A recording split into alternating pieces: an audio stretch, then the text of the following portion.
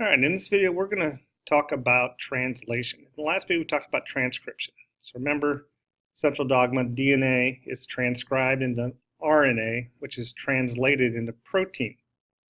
So transcription is going from one kind of nucleic acid to another type of nucleic acid. That's transcription. But translation, we're changing the message from a nucleic acid to an amino acid.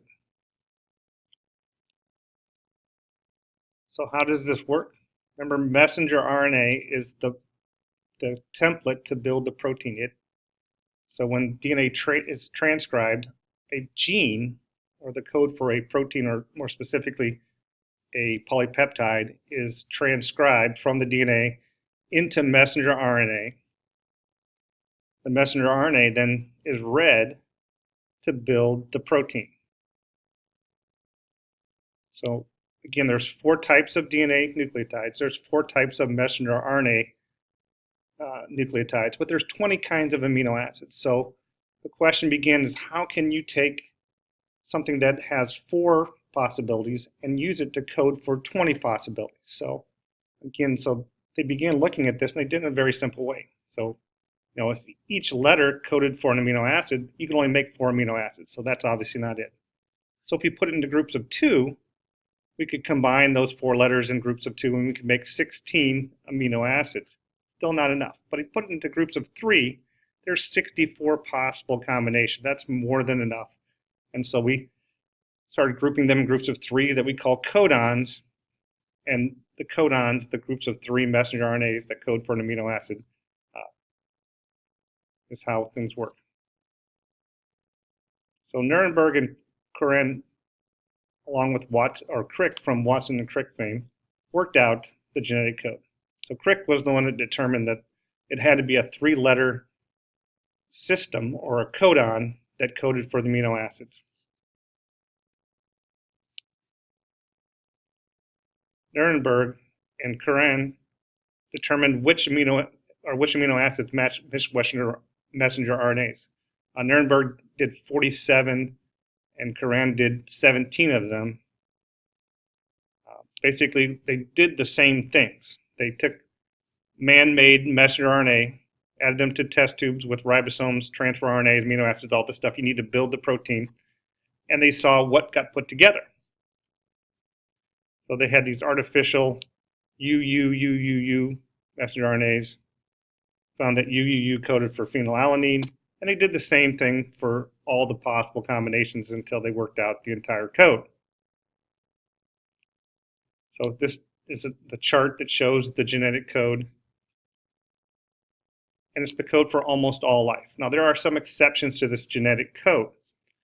We know that there's DNA in the mitochondria, there's DNA in the chloroplast that has a different genetic code.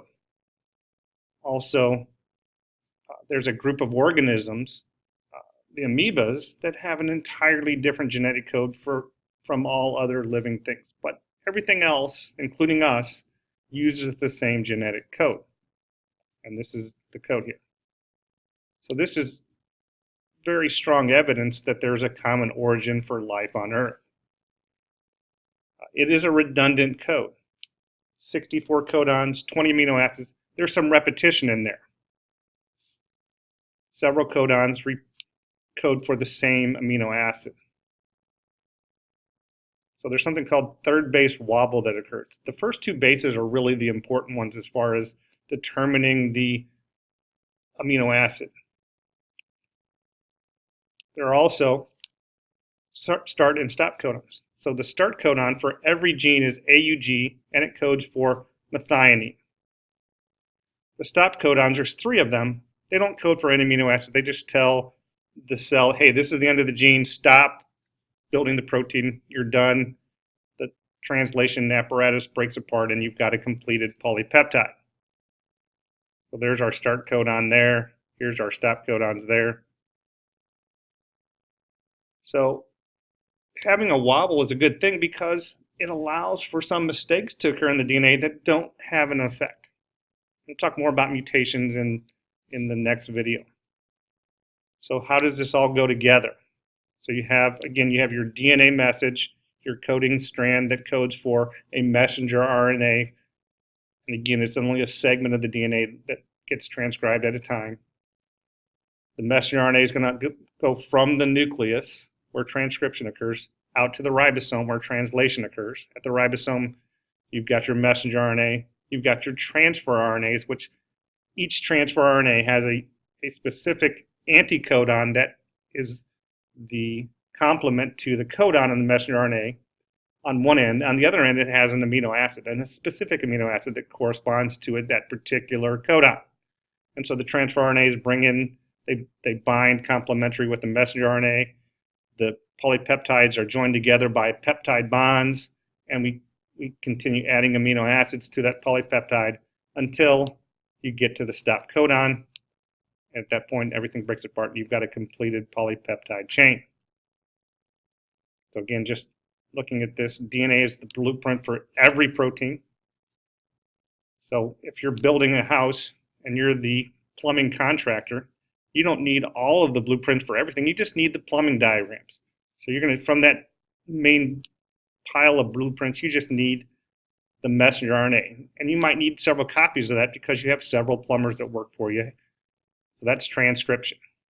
You make copies of the piece of the blueprint that you're working on, the messenger RNA. The messenger RNA is going to leave the nucleus, go out to the ribosome, and it's going to be used to assemble the proteins. That's called translation.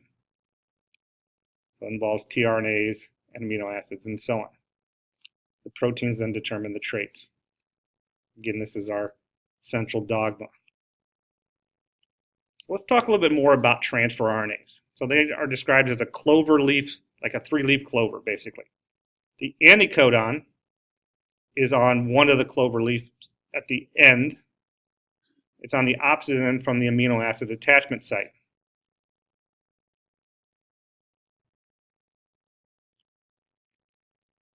So how do tRNAs get loaded up with protein? There's something called aminosyl tRNA synthetase. This is an enzyme that bonds amino acids to the transfer RNA, and it requires energy in the form of ATP. So it's an unstable bond, so it's fairly easily broken. So when the tRNAs come in, they add the amino acids, the peptide bond forms. Then we need the tRNAs to be able to break free and allow new tRNAs to come in the ribosome, everything to move down in, and continue building. So the ribosome is the organelle where all of this happens.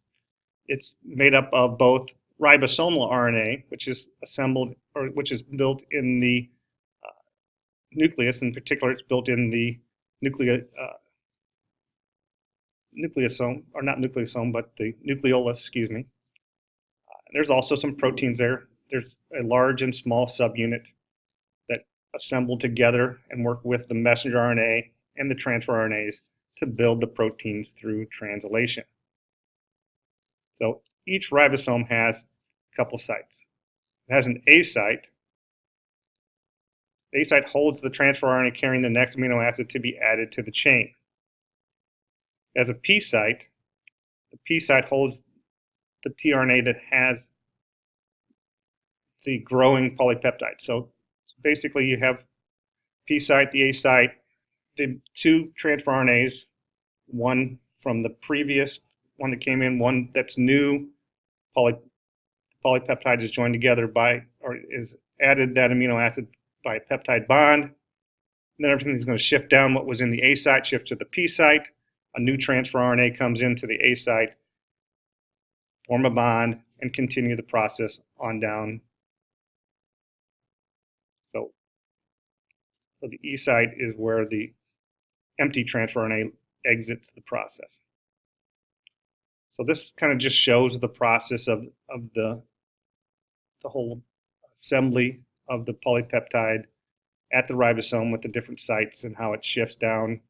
So you have initiation, you got your start codon, you have your messenger RNA with the start codon, you have your ribosomal subunits coming together, your initiator tRNA, which is your start codon tRNA.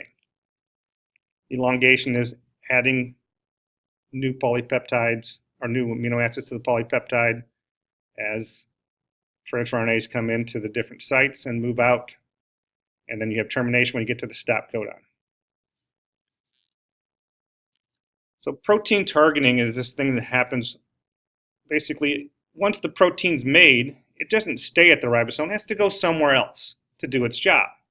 So there's a signal peptide, which is kind of like an address label for the protein. It basically says, hey, this is where this protein needs to go.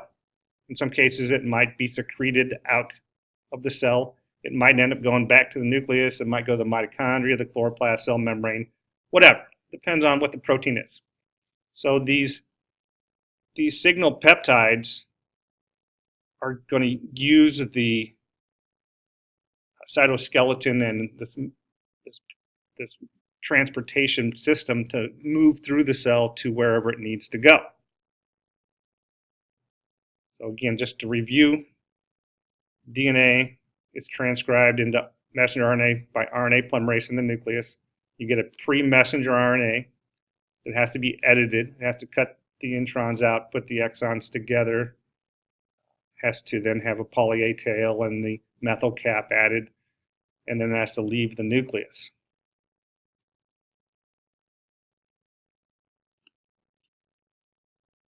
Sorry.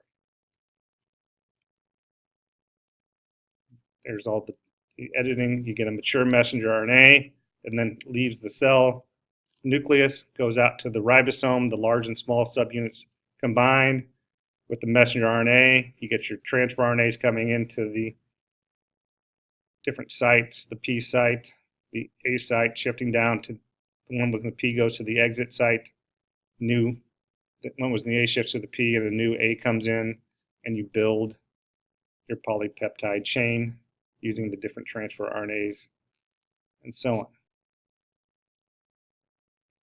So this is what we call a transcription unit, or what we describe as a gene.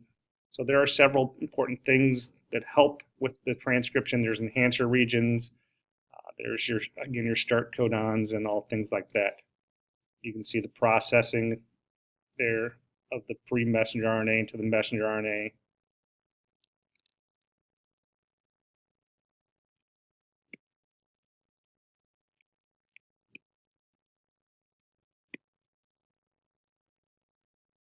So the two processes basically work the same in prokaryotes versus eukaryotes, but again, there's some slight differences because prokaryotes don't have a nucleus.